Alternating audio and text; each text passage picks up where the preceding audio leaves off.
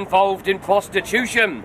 Now, the popular vision of a Victorian prostitute in those days was of pretty young ladies wearing petticoats, dancing and singing around a piano and sipping wine. Well, you can forget all that, for these were hard-pressed, hard-beaten women. They drank, oh yes they drank, but they did not sip wine, neither did they sip beer. What they drank, and in great quantities, was gin. And it was ruled by hard, ruthless, greedy men. It was a simple rule: no pay, no stay. So what are these doss houses like then? We didn't get a room or a bed. You had a little wooden box, a coffin-shaped box, and in it would be a thin horsehair mattress, always stinking of urine and covered with lice.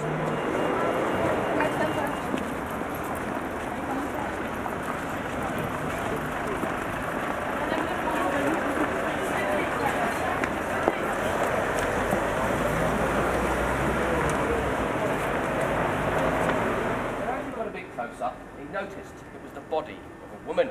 Her left hand was up against and touching the gate. Her right hand was down by her side, clutching a little black bonnet that she'd been wearing on her head.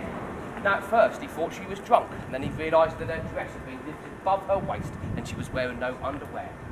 Now, he was about to walk away from that situation when he heard a man approach him from behind. He turned round, and in the haze of that lamp, he noticed a man that he recognised. A man by the name of Robert Poole. Now that is where they'd weave their silk from dawn till dusk for the rich ladies in the city of London. But eventually, they made their money and they moved down here, and these houses got into a bit of a backwoods slum area. And then everybody moved in. The Irish Catholics moved in, the Chinese moved in, the Italians moved in, the English moved in, and the Jewish community moved in. And it was the Jewish community that was here during the period of Jack the Ripper. Now, it happened on the 8th of September, 1888. Her name was Annie Chapman, the oldest of Jack the Ripper's victims. 48 years of age she was. Dark Annie, they called her, because of her mood swings. She was an alcoholic by trade, but she was dying of an incurable disease.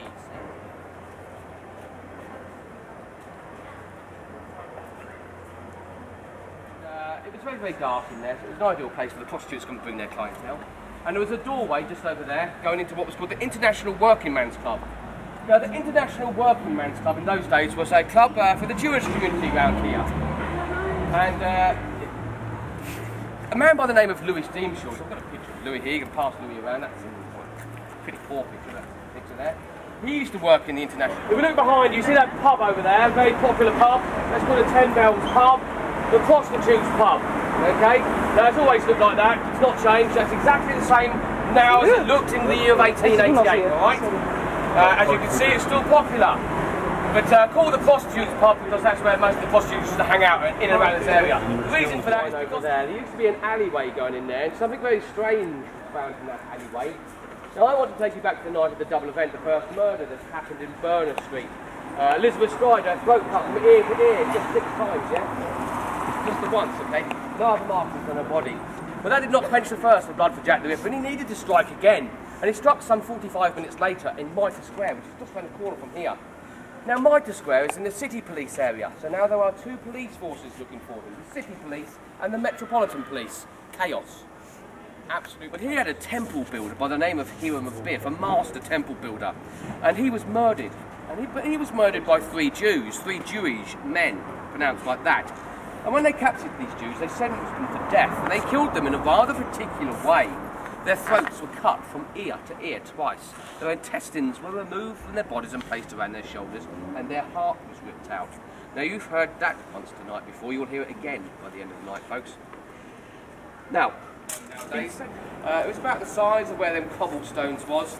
But all these buildings that you see, apart from the school, remember I said there's a school next door there, the murder site, all the rest of these buildings are all newer. Now, just around here was an old warehouse, and it stored tea, and it was called the Tea and Tongue Warehouse. And just over here was a little doorway, and in there at night time the watchman used to sit, smoking his pipe, just keeping an eye on things in there. And the door was slightly open, a little beam of light coming into this place here, so it's an ideal place for prostitutes can bring their clientele. Now, we have actually come in a full circle around here, ladies and gentlemen. You can just see the spire of St. Boltoff's Church over there. So we've just come in a big full circle. Now, you can see 4 entranceways